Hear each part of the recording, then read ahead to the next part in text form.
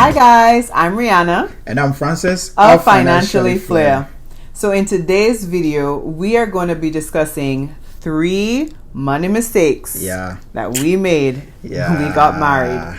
Everybody makes mistakes, yada, yada, yada. Well, we made them too, okay? So we're going to share that with you today. But before we do that, I need you to do something for me. I think you have a point. Yeah, you need to do something for me. What's that?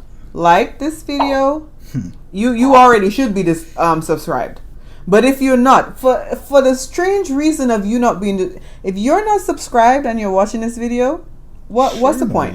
What's the point of that? Shame on you. So go ahead and subscribe.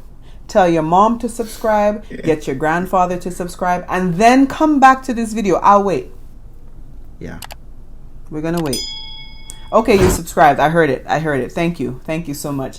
Like it, subscribe it, share it, talk about it, call us about it, text me, email, send a pigeon. Listen, we ready to talk, okay? We're in a good mood today. We're ready to talk, so what's up, okay? So in today's video, we are going to be discussing, like we said, mistakes we made. Those mistakes, those pesky little mistakes. And you know what? I like to think of it as challenges that help to promote growth. Yeah. You know what I'm saying? Like, when you say mistake, it sounds so bad. Wow, you are stoic. Oh, thanks. So, guys, if you see me looking over here, it's because I'm looking at the notes. Because we made so many that we have to narrow it down to 3. Okay? Okay. How about you introduce the first one? I think this is a big one. It's having an identity, a goal, financial goal. Like, we did not have that. That's true. And that is key. Yeah. At the very beginning of our marriage, we've only been married for 4 years. Yeah. But the first few years, we really did not have an identity. And I don't know that that's expected. I don't think that that's like the first thing on everybody's mind when you first get married. Like, what's our identity going to be? And what, it's not. Yeah. Okay? It's not.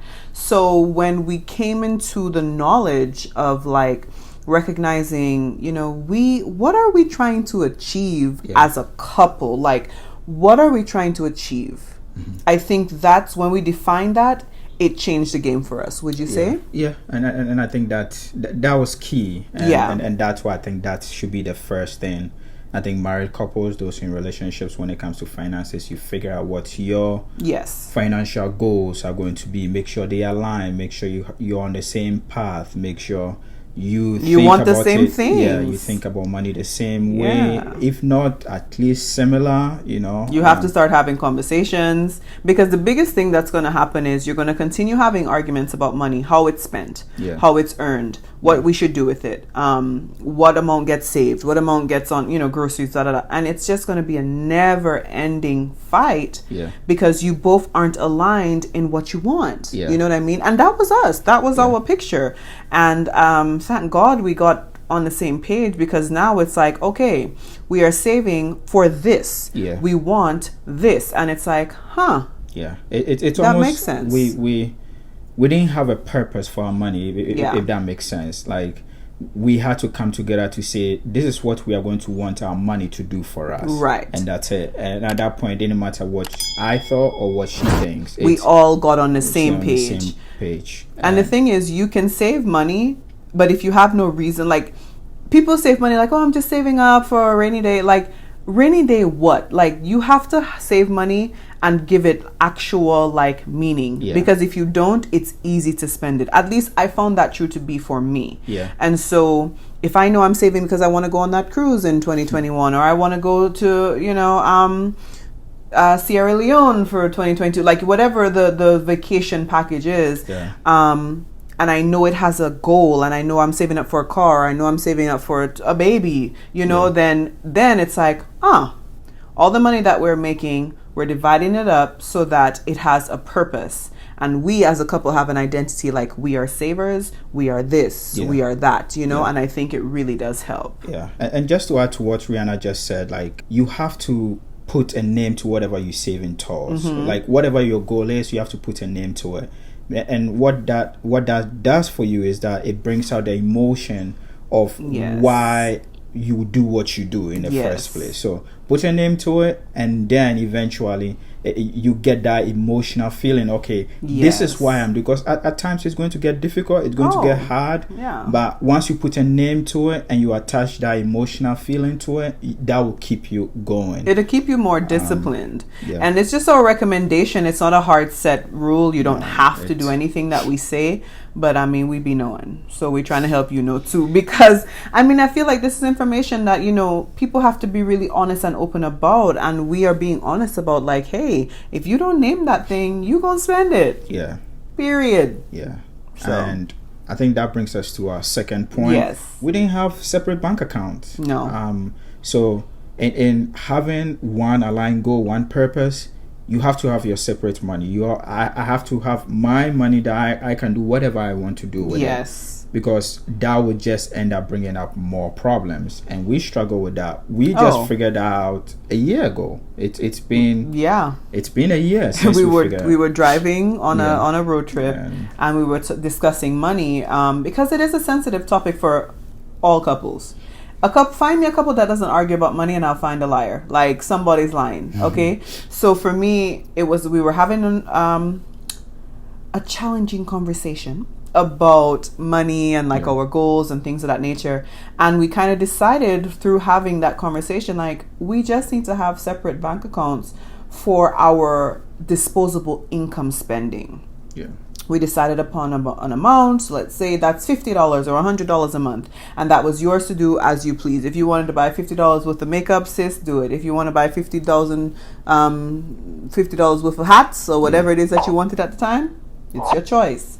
And there was no argument about how it was spent. And I think that really changed the game for us in the argument arena. I mean, it became non-existent, to be honest. So I take back what I said. Maybe people who don't argue about money are not lying, because maybe they already had this plan in place. So kudos to you. You should have shared that YouTube video so then I would have learned. Okay, but you didn't. So like, why? Anyway, it's fine. And I think in a marriage or in any relationship, I think I prefer to use relationships. Because marriage is an idea. And so in any relationship, you still separate, but you come together to be one. So in that separation, it's the same concept. You still need to have your financial identity as well. And that's why you need those separate accounts. It will save you a lot of headache. Please do that. So you're trying to say you had some migraines? Oh, I mean, I did. It will save you. It will save you. Have that peace of mind, please. Yeah, you really will. You have that peace of mind. Third is the fact that we didn't have a workable budget at all. I think we had a concept of a budget. I think from a conceptual standpoint, everybody understands what a budget is.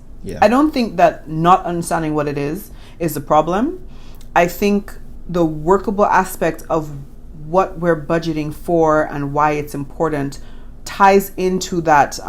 Like, if you didn't know your identity, then you won't know why you're budgeting, and then you won't. It's like a domino effect. It just trickles down from there. Absolutely. And so, and I think this lines up really well. If you have the identity as a couple, you have your separate funds to do as you please, while still maintaining a family fund, because that's what we do. We still have a family fund, which majority of the money goes into, and then it comes out. I think we should probably make another video really explaining our financial institution. So once you have a workable budget with the first identity, it's easy to go through with a budget. And like Rihanna said, it just trickles down from there. If you don't have that identity, because in the budget, it's going to be a tug of war. Well, why should we have to spend the money on that?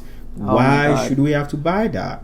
Why don't we do this instead? And that just becomes a problem. And budgeting is not just, we spend $50 on gas, but like, you still have to put a name. Your budget has to have an identity as well. Absolutely. Like, what does this mean for us when it comes to buying this versus buying that, or getting this instead of going for that? Right on. And I think at the end of the day, in your search for what works for you in your relationship or as a couple, these are conversations that are not just one and done. your budget constantly shifts and changes as you shift and change in life. So if you were spending $100 last month on groceries and now it's at $150 because of the pandemic, or now it's at, then adjust. Yeah. Because your budget is a reflection of your life in motion. And that has been honestly the biggest thing that kind of opened my mind to understanding the importance of having a budget, because it's workable. You can change it at need, like when necessary. And nothing is really set in stone. It's just showing you how your life changes as you change,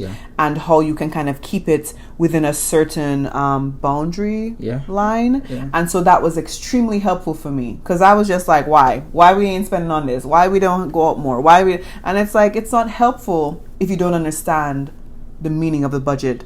But you wouldn't understand the meaning of the budget if you don't understand your identity. I mean, it's all connected, and those were three of the mistakes. And I think in the future we should probably do a video on like budgeting, because it has to be fluid, and that's a whole different conversation. But just keep in mind, your budget is not static. Like it's not just fixed. Like your budget has to be fluid. If it's static and you beat yourself up because you won't follow it, $10 over in one category, you will never follow it.